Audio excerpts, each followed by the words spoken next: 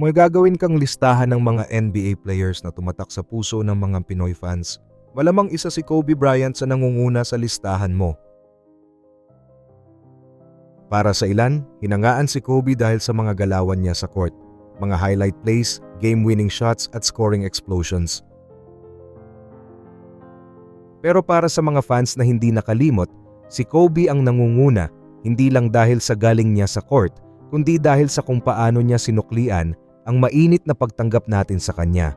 Hindi siya nagdalawang isip makibagay, ma-immerse sa kultura natin at ipakita ang paghanga sa passion natin para sa basketball. Sa video na ito, balikan natin muli ang legacy ni Kobe Bryant sa Pilipinas mula sa unang pagbisita niya noong 1998 hanggang sa huling pagkakataon noong 2016.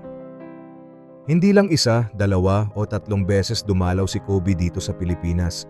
7 times siyang bumisita. Imagine 7 beses tumapak si Kobe sa bansa. Unang bumisita si Kobe Bryant noong August 1998, 2 taon matapos ang kanyang NBA debut bilang isang 18-year-old straight out of high school kid. Noon bahagi pa siya ng Adidas brand at ang trip niya ay bilang parte ng Adidas Promotional Tour. 3 araw siyang nagstay sa bansa at sa panahon na yon, na-experience niya ng husto ang kultura nating mga Pilipino.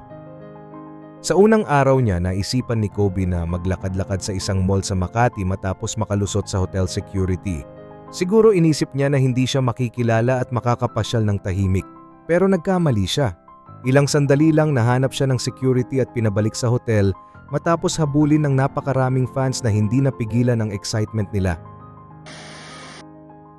Suot ang tradisyonal barong Tagalog, nagpunta si Kobe sa Malacanang at nakipagkita kay former President Joseph Erap Estrada bilang bahagi ng goodwill visit niya. Game na game pa niyang ginawa ang signature post move niya laban kay Erap, drawing laughter, cheers and big smiles from the crowd.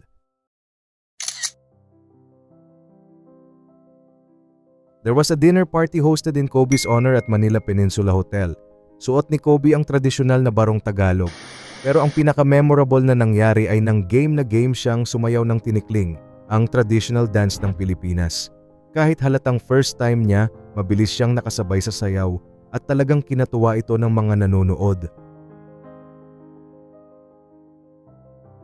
Kobe had an iconic moment during his visit nang magpa-picture siya sa tabi ng isang Philippine jeepney, isang simbolo ng kultura at pang-araw-araw na buhay ng mga Pinoy.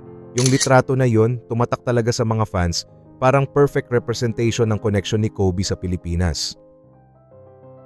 Dumalo rin siya sa iba't ibang basketball events tulad ng 3-on-3 basketball competition sa SM Mega Mall, sa Mandaluyong at sa PBA. Pero hindi lang siya simpleng spectator, nakipaglaro at nagpakitang gilas siya ng kanyang basketball skills. Tuwang-tuwa ang mga fans nang makita nila si Kobe na nagdribble, pumasa at umatake sa court kasama ang ilang Pinoy players. Para sa maraming nanonood, ito ay isang once-in-a-lifetime na experience na hindi nila makakalimutan.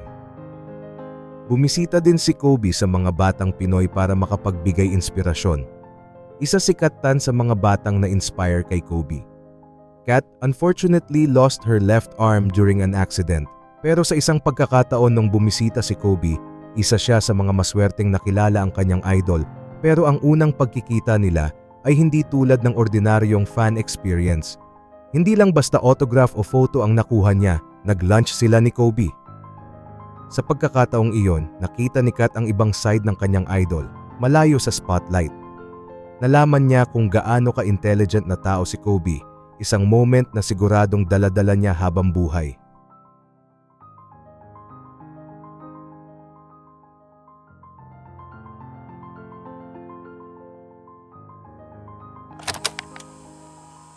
Muli bumisita si Kobe sa Pilipinas noong 2007, 9 na taon mula noong una niyang pagpunta dito. Ang Manila visit na ito ay bahagi ng Kobe Bryant Supernatural Asia Tour 2007, kung saan ipinromote niya ang kanyang pinakabagong Nike signature shoe, ang Zoom Kobe 2. Manila ang naging unang stop ng kanyang tour na sinundan ng Taipei, Hong Kong, Shanghai at Beijing. Isa sa mga naging iconic moments ng pagbisita niya ay nang muli siyang magpa-picture sa tabi ng jeepney. Pero this time, customized ito na may Team USA artwork featuring Kobe himself. Bukod dito, nagsagawa rin si Kobe ng press conference kung saan game niyang sinagot ang lahat ng tanong mula sa media. Isa pa sa highlights ng kanyang pagbisita ay ang pagkikita niya ng mga bata mula sa Eliseo Belen Charity sa Nike Park, The Fort.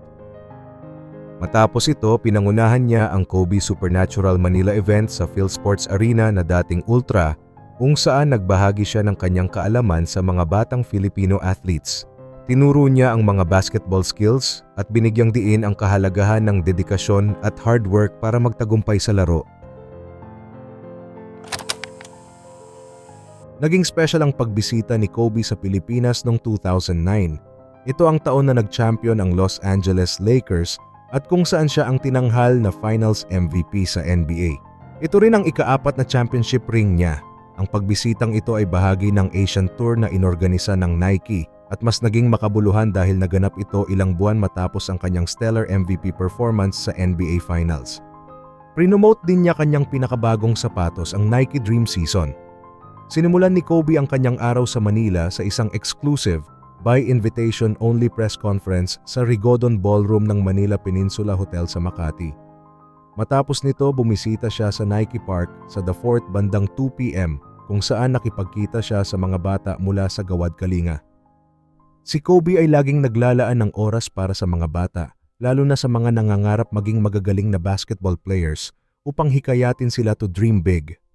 Ang pinakahihintay na event ng kanyang pagbisita ay ang basketball camp sa Ultra, ngayon ay PhilSports Arena, kung saan nagpakitang gilas si Kobe ng kanyang basketball skills kasama ang Nike Elite Campers, isang grupo ng mga batang promising basketball players. Dito, ibinahagi niya ang kanyang basketball expertise at tinulungan ang mga young Pinoy ballers na ma-level up ang laro nila sa court. Sa panahon ding ito, naganap ang matinding pananalasa ng bagyong Ondoy sa Pilipinas. Nagbigay si Kobe Bryant ng mensahe ng suporta at pakikiramay sa mga Pilipinong naapektuhan ng Ondoy, Quetzana at Pepeng, Parma. My thoughts and prayers are with the Filipinos who are trying to recover from the ill effects of the storms, ani Kobe. Dagdag pa niya, have a lot of strength and a lot of pride.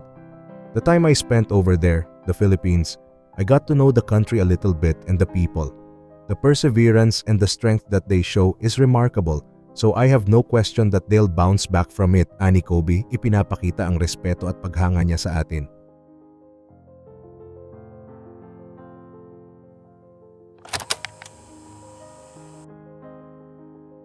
Noong 2011, 2 beses pumunta si Kobe Bryant sa Pilipinas sa loob lamang ng ilang araw. Una, dumalo siya sa Nike Asian Tour kung saan ginanap ang Big Dome program sa Smart Araneta Coliseum.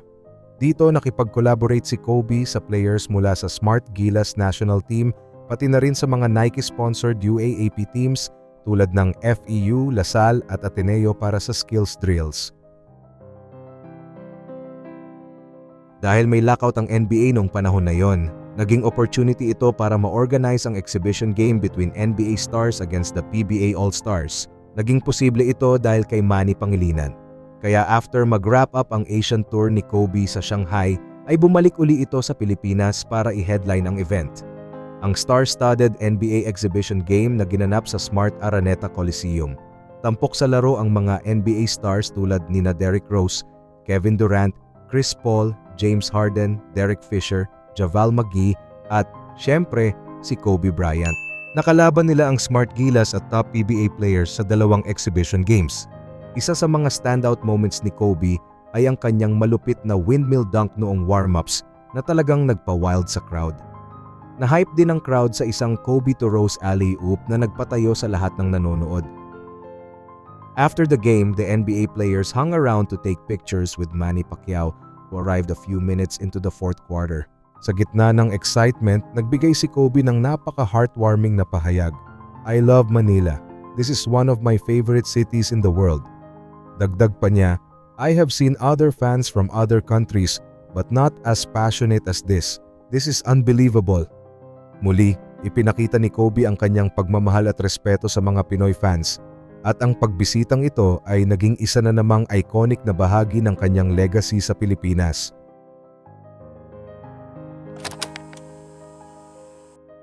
Noong 2013, bumisita muli si Kobe Bryant sa Pilipinas.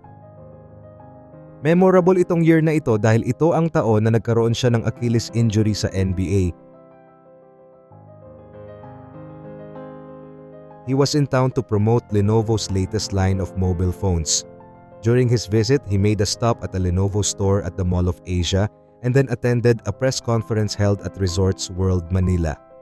Sa press conference, binati rin niya ang Gilas Pilipinas sa magandang pinakita nito sa recent FIBA tournament na ginanap sa Manila. Ito rin ang taon na unang bumisita si LeBron James sa Pilipinas at hindi na iwasang maikumpara siya kay Kobe. Ayon sa ilang articles, si LeBron ay hindi raw masyadong outgoing at madalas tanggihan ang fans na gustong magpa-picture o magpa-autograph. Samantalang si Kobe ay approachable at naglalaan ng oras para sa mga fans kahit gaano pa siya ka-busy. Kung hindi niya kaya, maayos at magalang pa rin ang kanyang pagtanggi. Ang 2013 visit na ito ay ang ika-6 na pagkakataon na isinama ni Kobe ang Pilipinas sa kanyang overseas tours, isang patunay kung gaano kalapit sa puso niya ang bansa at ang kanyang fans dito.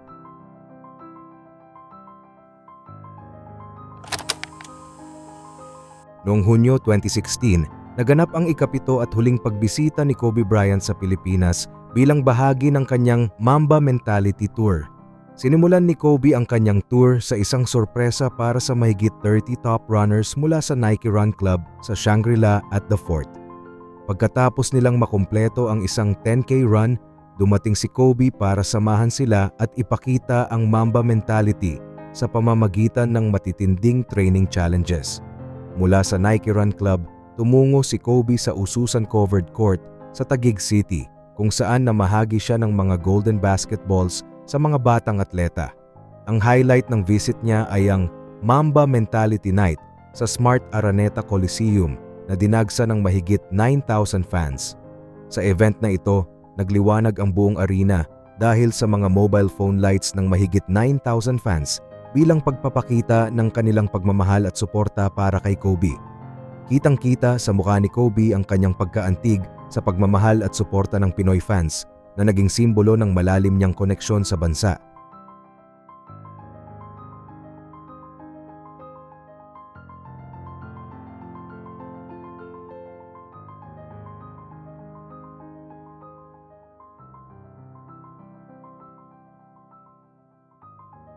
Noong January 26, 2020, pumanaw si Kobe Bryant at ang kanyang anak na si Gigi dahil sa isang tragic helicopter crash. The world lost a legend, but for us Filipinos, it felt like losing a dear friend. Umapaw ang tributes natin para kay Kobe. Mula sa mga heartfelt messages natin sa social media, ang mural sa tenement, Taguig at mga fans na nagbigay papugay sa kanya sa Araneta Coliseum ng personal. Sa bawat basketball court kung saan nagsisimula ang mga pangarap, sa bawat dribble ng bola at hiyaw ng Kobe tuwing may titira, at sa bawat Pilipino na lumalaban para sa imposible, ang legacy ni Kobe Bryant ay nananatiling buhay at patuloy na nagbibigay gabay at inspirasyon.